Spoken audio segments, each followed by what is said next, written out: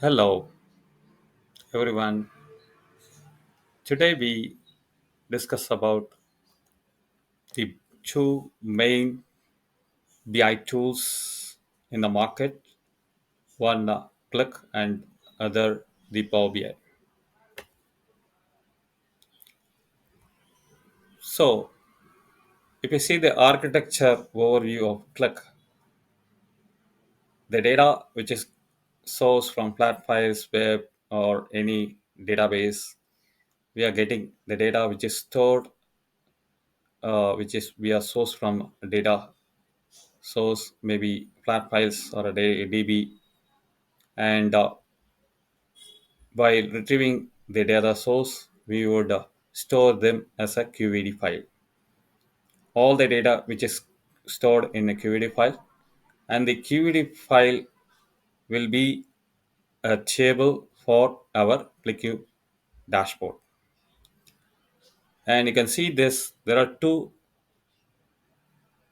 things that we need to look from this architectural diagram.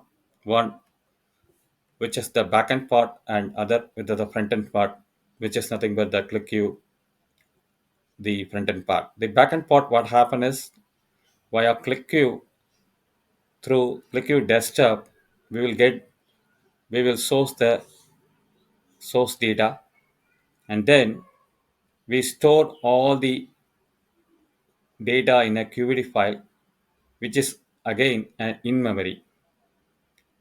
So availing the benefit of in memory, which make your analysis and the data retrieval much faster than the data which is stored at rest from the DB. So the ClickView has the advantages: retrieve the data and place it in memory. From the front end, the user, whatever the data he dragging and create a report and chart, immediately we will get the results. There is nothing, a concept called pre-calculations with the ClickView or Power BI. Before the evolution of ClickView and Power BI, in data warehousing, we used to pre-calculate the aggregate value and store in the fact table. Now, with the modern in-memory tool, after the evolution, this pre-calculation is no more needed. And prior to that, the building, the development of dashboard, which involves weeks with the development data warehousing, the traditional BI tools. After the evolution of in-memory tool, the resulter, the user can develop a report within hours. The user, the developer can model the data, reshape the data, and build the model. On top of that, the developer can able to create a dashboard within an hour. Now we are in the ChatGPT world. We are in AI. With regard to the Microsoft Fabric, we are developing the dashboard in seconds. So anyway, as we are in the latest trend, we also need to know about the in-memory, which is the previous the BI tools, how it was modeled, how the dashboard was developed. That we need to know. That is much essential here. And this is a kind of a three layer: the data source layer, and the transformation layer, and the presentation layer. The advantage of ClickView is that we can do a ETL also. We can do the ETL actually. We can do the incremental load with a QAD. That it has its advantage than any other tool at the time actually. During that time, the comparatively the Tableau or the other BI tools except the Power BI, they have other ETL tool with the Tableau. Prep was an ETL tool for Tableau. Now the Tableau also getting matured on the ETL part. But emerging the ClickView itself, it has its own functionality that support the ETL. You can do the ETL operations and the transformations. It has a lot of things. The similar same kind we have Power Query.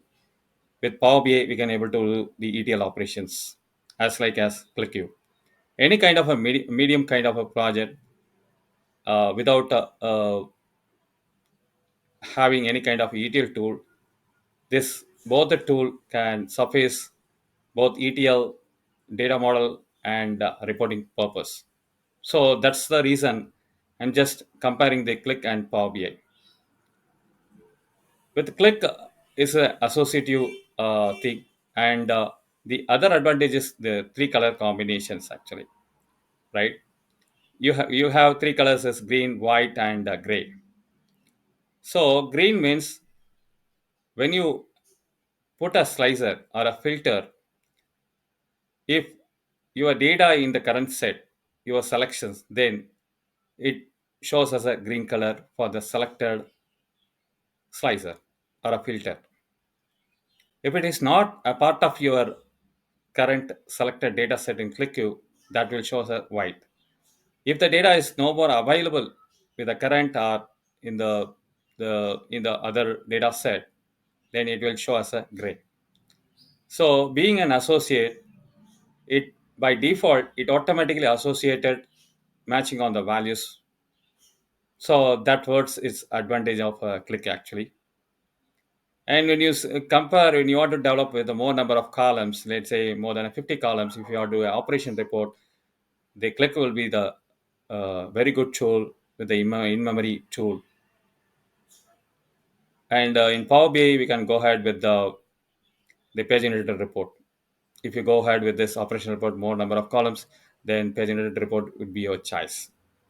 And with Power BI, now the recent update is we can make use of this page generated report and connect to the data set. That is the recent update we have from Microsoft actually. And this is the Power BI architecture, and you can see this how the data, which is from Snowflake and the Power BI desktop with the implementation of RLS, and we are publishing this Power BI file to the premium capacity of the respective workspace.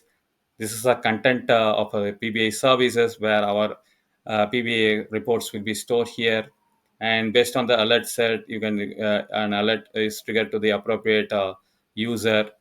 And then if the report is need to be shared across multiple business user, we can publish as an app so that the business user can make use of this app and they can able to see this report, and the report can be shared with the this kind of via SharePoint or a OneDrive or a Teams or a email or a web.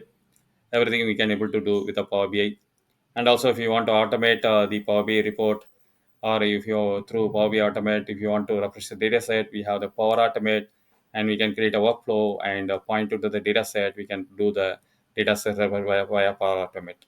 And we do have the paginated report in place that is published. You can publish a paginated report with that .rdl file to other services, and you can do the similar functionality. You can either go with the two world, one with Power BI and other with a paginated report. So this is the architecture of this Power BI. Let me go with this ClickSense, and ClickSense is one more a tool with a originated from Qlik. Now both serves it's different, although the engine, the architecture is same, but the purpose of this ClickView is for kind of an operational report, and the ClickSense is targeted for the business user. They can able to see in that. And it is if you see this the architecture how it is, you can see the data source and extraction layer, and both of you can source the data and store in a QED, and then you can transform the your transformations, and the same QED can be referred by more than one data model, and the data model can be accessed by multiple users. So for now, with the ClickSense, I'm not covering much of this since our agenda is with ClickView and Power BI. And when you compare with ClickView and Power BI with regard to the data model, we have in ClickView we have star snowflake like in the Power BI, and in ClickView instead of multi-star, we can call it as a link table. You need to write a script and you need to join it with the ClickView script actually. And with regard to the joins, same as all the four joins, right, left, inner join, outer join. and the keeps and the tritras is similar with that actually. In keeps, in tritras, in Power BI, what we are doing without joining, we are joining with the query, with the DAX query. The similar thing with the keeps syntax, you can, in order to join with the table, with that click use script, you can able to use this keep function to resolve it, to make a join between this table. And we need to resolve the synthetic key in synthetic key loops, traps, everything in Qlik data model. And in Power BI, we used to resolve this data model during when you're creating your dimension fact table.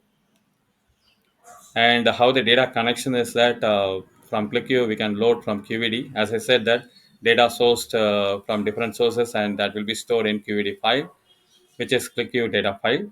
And you can connect with any of the data source via ODPC or OLP or file or and also, even if you created a one report with ClickView application, you can also make use of that ClickView application as a source for your dashboard. And with regard to Power BI, we have import. We know that you can create a data source and it will be stored in your data set itself up. And the always the import will be most preferable one, and you can get the results much faster than the direct actually. The composite is a combination of import and direct, and live is nothing but you are directly connected with your database. And with regard to the transformations, the thing is that we in Power BI we have Power Query, and it has rich enough a lot of transformation inbuilt. Or else you can go ahead with this Power Query M Query. You can make use of the transformation whatever you want. When you go with the click your right, we can use the QVD file, and there are the eight kind of data loading part: the inlining part, the preceding loading part, the binary loading part, the loading from files, the resident loading, load from QED, incremental loading, and mapping loading. These are the very rich, enriched functions with the ClickView, and each one has its own advantages actually. And it is very good. These are a kind of eight kind of a data load part with ClickView that we need to know. In other presentation, we will go through each and every what about this loading, what how it is different, what is the key functionality behind that. And with regard to that, the calculations with Qlik, we have set analysis, and in Power BI we have DAX actually. How the time period that we are handling, the same thing that we are handling in set analysis with the current set or the whole set. We have these syntaxes actually, and this is the things which is native to ClickView and Power BI actually, that we need to know. This is a sample script, sample code that I mentioned here. How the set analysis here. You can see they are calculating the sum of total due for the year of 2005 and 6.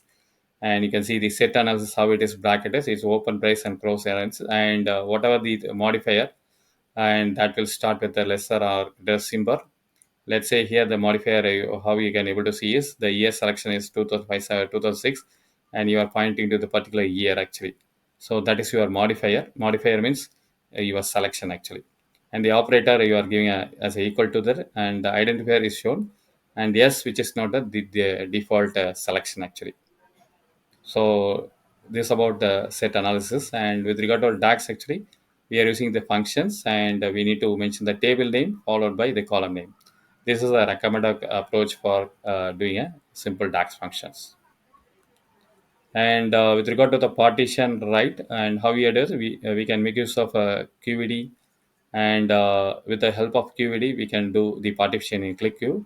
And with regard to Power BI, we can do the via SSMS, or else you can do it the Power BI data sets. And with regard to the chart, these are all the 23 charts which is available in Qlik, which is rich in a number of charts, and it is very good actually. And it has a lot of very nice, interesting chart. Let's say few of them which I like it is the Mecca chart, which is not extensively available in other thing. And with regard to the other slides in terms of the slicer, the slider, the custom object or search object, and these are very nice to kind of a chart in that we can make use of that. And the radar chart, which is very nice from here, and the compo chart, which is nice here